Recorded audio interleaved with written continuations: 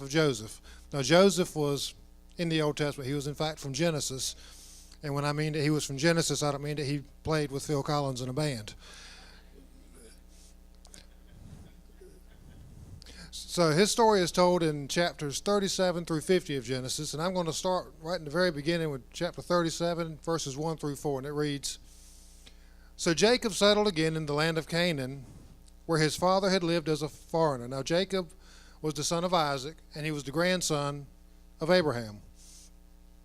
It says, This is the account of Jacob and his family. When Joseph was 17 years old, he often tended his father's flocks. He worked for his half-brothers, the sons of his father's wives, Bilhah and Zilpah. But Joseph reported to his father some of the bad things his brothers were doing. Now, was Joseph a tattletale? Or was maybe his sense of morality strong enough that he couldn't just sit still while bad things happened? Too often today, we as Christians tend to just kind of sit back and let wrong things take place because we don't want to offend anybody. So we don't want to speak up and chance somebody not liking us or hurting some feelings or something. Joseph wasn't like that. Joseph had a strong sense of morality that compelled him to do the right thing. And the right thing was, I need to let my dad know that my brothers aren't doing what is right. Jacob loved Joseph more than any of his other children because Joseph had been born to him in his old age. So one day Jacob had a special gift made for Joseph, a beautiful robe. Now, back in those days, a robe was a very, very common part of the wardrobe. And it was an outer garment. It was usually short-sleeved and come around this length, knee length or so. But the robe that Jacob made for Joseph, or had made for Joseph, probably had the long sleeves and came down to the ankles and was very colorful, because this was the kind of robe that normally royalty would wear. So, you're already the favorite, and now you're getting this really nice robe that kind of represents royalty, and that really didn't help things because it says, but his brothers hated Joseph. You hate when your fingers are dry and you can't turn the page. Because their father loved him more than the rest of them. They couldn't say a kind word to him. Sibling rivalry, jealousy. Any of you guys remember the Brady Bunch? Jan, Marcia. I can imagine that's the way that Joseph's brother, Joseph. He gets the nice coat, he gets everything, And they're probably feeling that way. So there was sibling rivalry, and even after Joseph began having dreams, he had the audacity to share those dreams with his brothers, and things just went from bad to worse. Jesus himself said in Mark 6:4 that a prophet is honored everywhere except his hometown and among his relatives and his own family. Joseph didn't get any respect from his own family. And why is this verse true? Well, it has to do with a lot of things. Jealousy. People have known you all of your life. They're quick to point out your imperfections. I went to school with him. He's just bad as I am. I remember when we did this and we did that and we went here and we went there, and that boy crazy. And that's what we tend to do. We've known this person forever, so we have a tendency to say, look, he can't be called of God. He can't be the one that God's going to raise up. I know him way back in the day. He's crazy. But Joseph's brothers, they were already angered by their father's favoritism, and they were unwilling to concede that the baby of the family would one day be elevated by God to rule over them. So his brothers hatched a plan to kill him. Now, that's some extreme rivalry. Jan never tried to kill Marcia, as far as I know. She won't happy, but she ain't tried to kill her. But they ended up selling him into slavery. They sold him to some Midianite traders, who then sold him to Potiphar, who was an official of the Pharaoh of Egypt. But Genesis 39, verse 2 tells us that the Lord was with Joseph, and he succeeded in all he did as he served in the house of his Egyptian master. So we can see that even though Joseph has been sold into slavery, and he could have become very negative and bitter, but he instead has put forth his best effort while he's working for Potiphar. And because he kept the right attitude, and he continued to work hard. He was soon promoted and put in charge of the entire household. But it didn't end there. See, Potiphar's wife, she liked the looks of this young Hebrew man. And because Joseph fled from temptation, and I mean he literally fled, the dude ran right out of his coat. He probably looked like Forrest Gump running down the road. He was just gone. But he did the right thing, and he was falsely accused. And because he was falsely accused, he was thrown into prison. And once again, Joseph could have become bitter. He could have thrown the world's biggest pity party, but he kept the right attitude. He could have stood there and singing, "Nobody knows the trouble I've seen." But instead, I believe he was singing, "Shout to the Lord, all the earth, let us sing." He kept the right attitude. He kept his focus on God. And the Lord made him a favorite with the warden. And once again, Joseph was promoted. This time he was put in charge of all the other prisoners. Then he meets Pharaoh's baker and cupbearer while in prison. And you never know who God's going to send to you in whatever situation you're in. You don't know how they're going to end up changing you or helping you in the future. I mean, here's the dude, he's in prison, and by prison, we're not talking about today's modern conveniences. And I'm not saying the prison is a great place to be, but he was basically thrown into a hole in the wall. Very dirty, very dark, very, very smelly place. But God sent someone there to him. So he ended up interpreting dreams for both of these men. One had a negative outcome. One had a positive outcome. The cupbearer was positive. He was restored. And when he was restored, Joseph asked him to remember him. But Genesis 40:23 says that he forgot about Joseph, never giving him another thought. 2 full years later, when Pharaoh has some dreams and no one can interpret them for him, the cupbearer says in 41:9, "Today I have been reminded of my failure." Remember that God's timing is always perfect. I'm sure that Joseph, in his mind, was thinking, okay, the cupbearer has gotten out of prison. He's going to speak to Pharaoh for me, and within a matter of days, I'll probably be free. 2 years later, but it was God's timing. Joseph didn't take any credit, but gave the glory to God, saying in 41:16, "It is beyond my power to do this," talking to Pharaoh about interpreting the dreams. He said, "But God can tell you what it means." So Joseph interprets Pharaoh's dreams, and he is made a ruler of Egypt. So he is again elevated. There comes a severe famine. In fact, 41:31 says, "This famine will be so severe that even the memories of the good years will be erased." Have you ever had something happen that just makes you forget everything good that's ever happened before? That's what they were saying. You know, you have a tendency just to focus on this one event, this one negative thing that's going on right now. You don't think about all of the other times God has brought you through something, and a lot of times stuff that's even bigger than this, because whatever's in front of you at the time just seems like the biggest thing there is. In God's eyes, it's about this size. In our eyes, it's the size of a mountain. We just can't see around it. Joseph, once again, kept the right attitude throughout all of his negative and adverse circumstances. In fact, when his brothers came to Egypt during the famine, once he had revealed himself to them, he told them in chapter 45, verse 5, he said, "It was God who sent me here ahead of you to preserve your lives. You guys didn't do this to me," he said. "God sent me here, and he had a purpose." That's because Joseph had the right outlook. He had the right attitude. Joseph was always willing to help out others, even when his own circumstances were not ideal. He never lost hope. Romans 8:24 and 25 says about hope, "If we already have something, we don't need to hope for it. But if we look forward to something we don't yet have, we must wait patiently." In other words, God's timing, not ours. and confidently.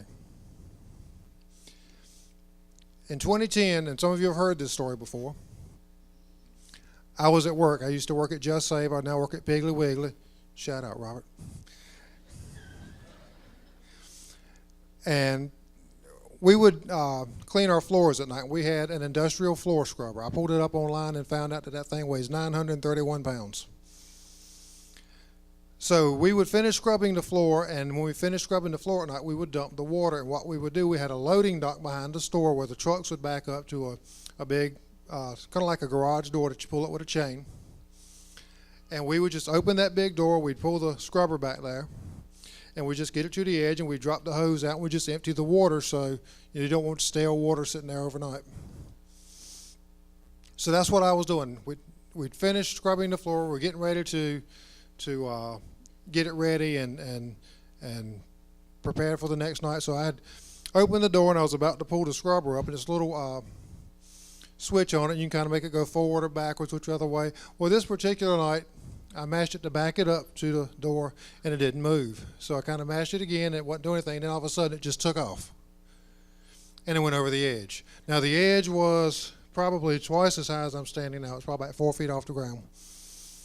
And I'm fighting with the floor scrubber because this is again, according to the website, a $13,000 piece of equipment that I can't afford to replace. So I'm standing there, and I've grabbed the side of the building where the chain and the door is. I've grabbed this with my right arm, and I've got the floor scrubber in my left arm. And I'm struggling. I'm trying to work this 900-pound machine back into the store. And I don't know how long I stand there. It felt like 7.5 hours, but probably a few minutes. It finally started to come back my way just a little bit, and I thought, okay, this is it.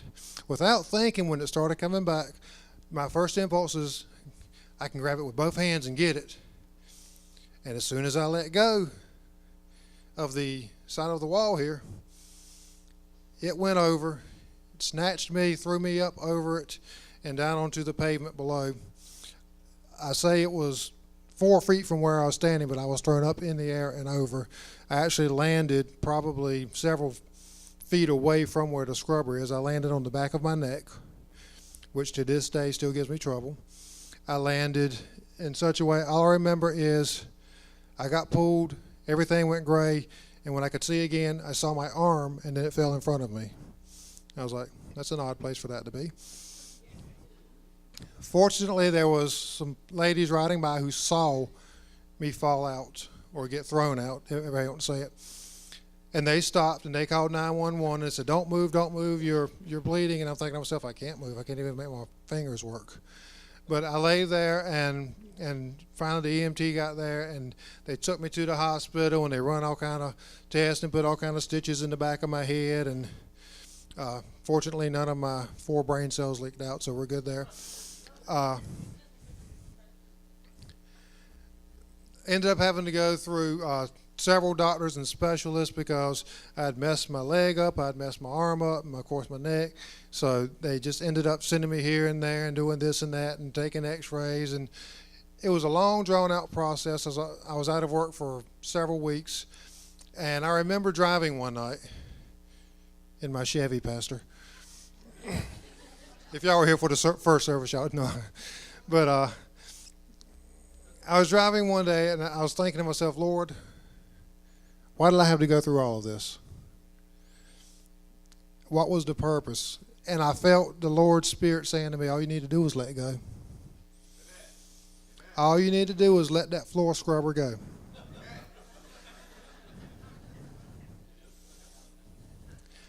Joseph could have held on to a lot of things, but he chose to let them go.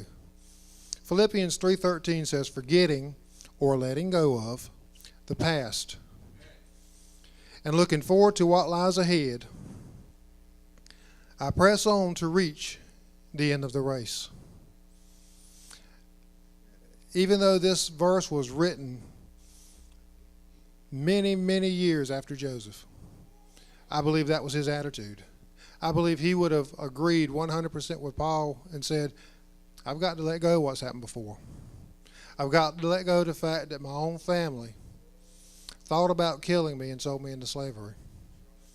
I've got to let go of the fact that even though I was doing my very best to be a good and faithful servant, I was falsely accused and thrown into prison.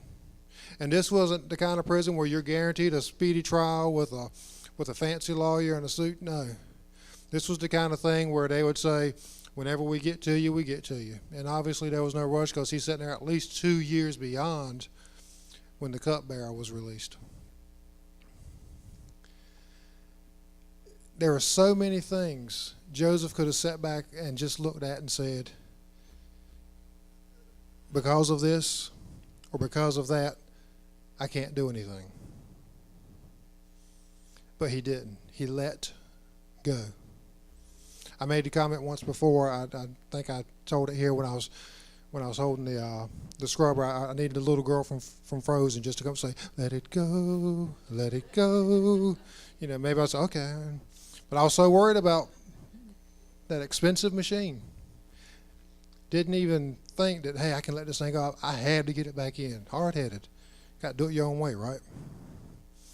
This makes sense, so let's do it the other way, right? That was me. I want you guys to remember, today is a new day no matter what has come before.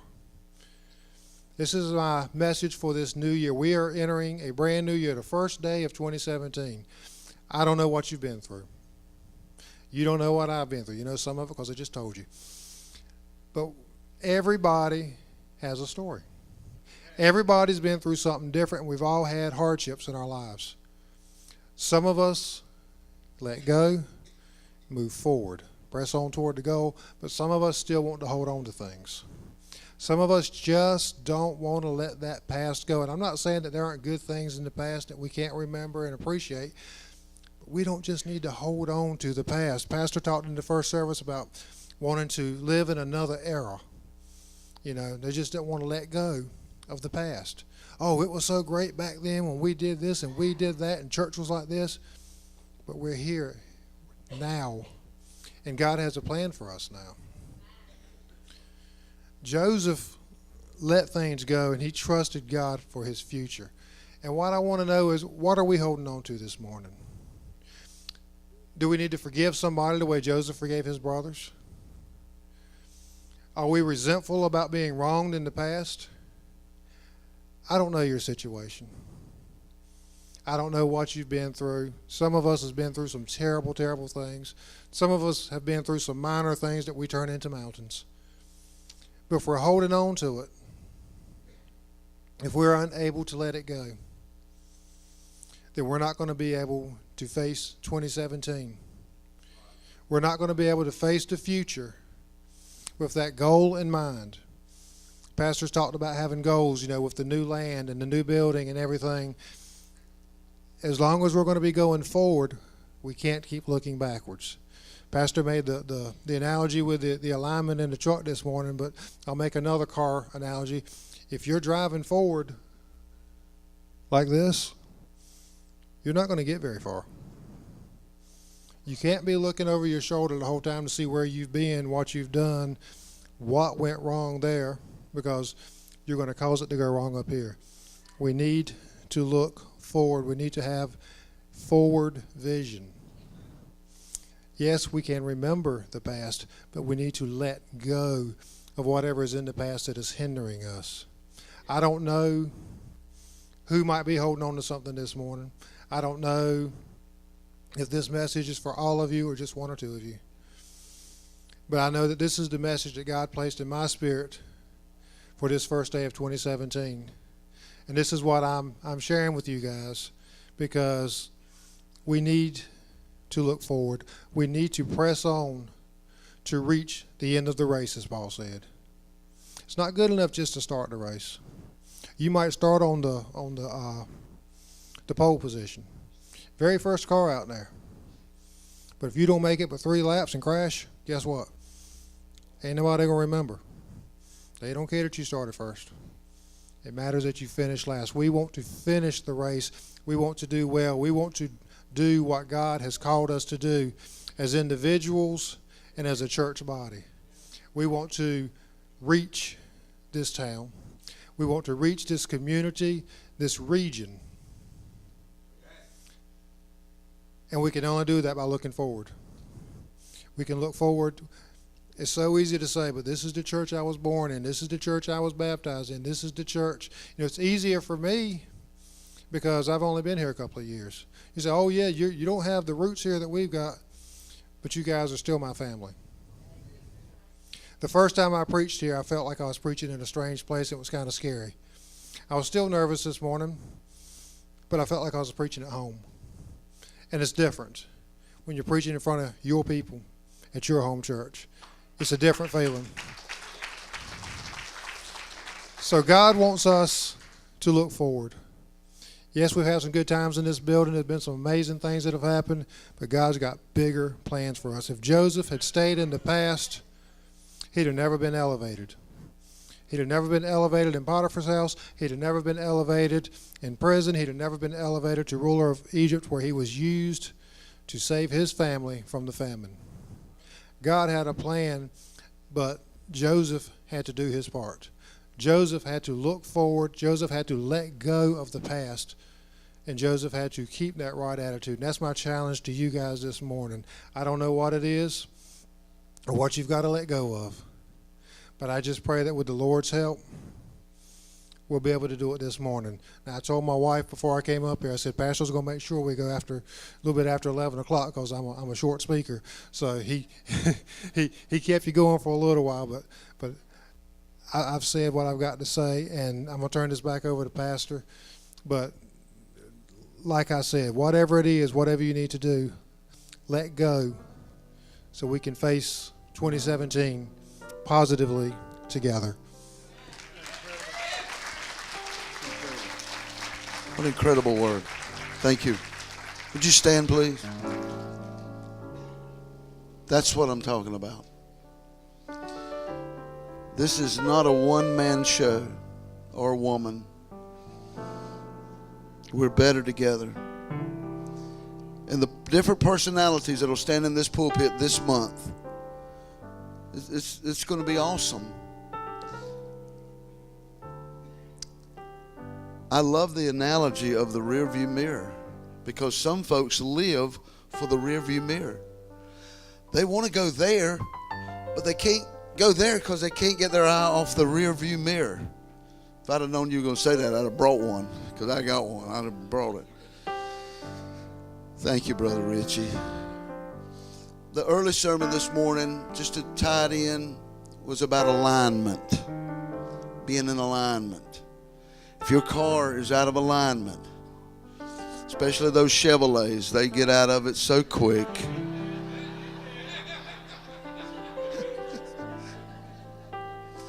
If your car's out of alignment, things start happening. Things start happening. Pretty soon the steering wheel will start shaking. If you'll let it go long enough, and I'm not going to preach that sermon again, you can go online and see it. But churches